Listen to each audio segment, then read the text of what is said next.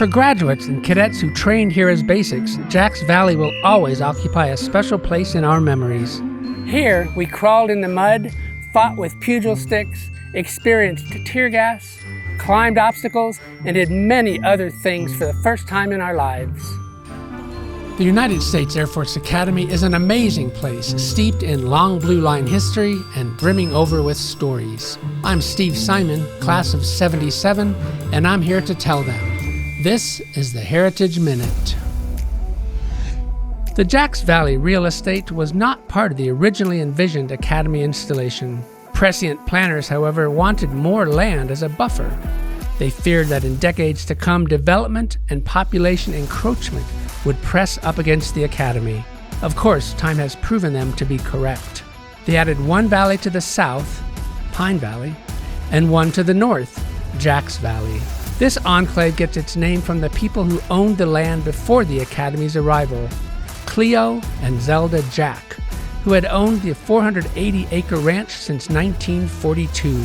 While the Academy used the valley for other military purposes, a skeet range opened here on 28 May 1960.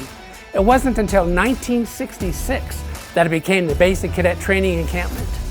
On 25 July 1966, members of the class of '70 marched to the training site from the Cadet Area, claiming the distinction of being the first class to have a Jacks Valley experience we know today. They received training in individual combat techniques, outpost duties, day and night patrols, fire and movement, individual firing positions, and first aid. While the general experience has endured, training has evolved and other changes have taken place. For example, basics no longer pitch tents to sleep in. The Jacks Valley Mitchell Hall is also a building rather than a tent. In 2019, something new and exciting began for graduates: participation in the Jacks Valley March Back. That year, approximately 200 Academy graduates were the first alums to accompany basics and their cadre on their return to Cadet Area from Jacks Valley.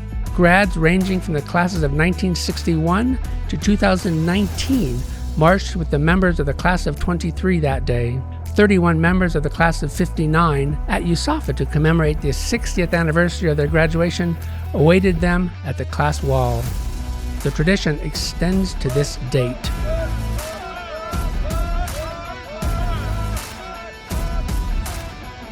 Thank you for listening to the Heritage Minute podcast. If you enjoyed this story, we encourage you to subscribe, share it with your family and friends, and post it to your social channels. I'm Steve Simon, class of '77, and this is the Heritage Minute.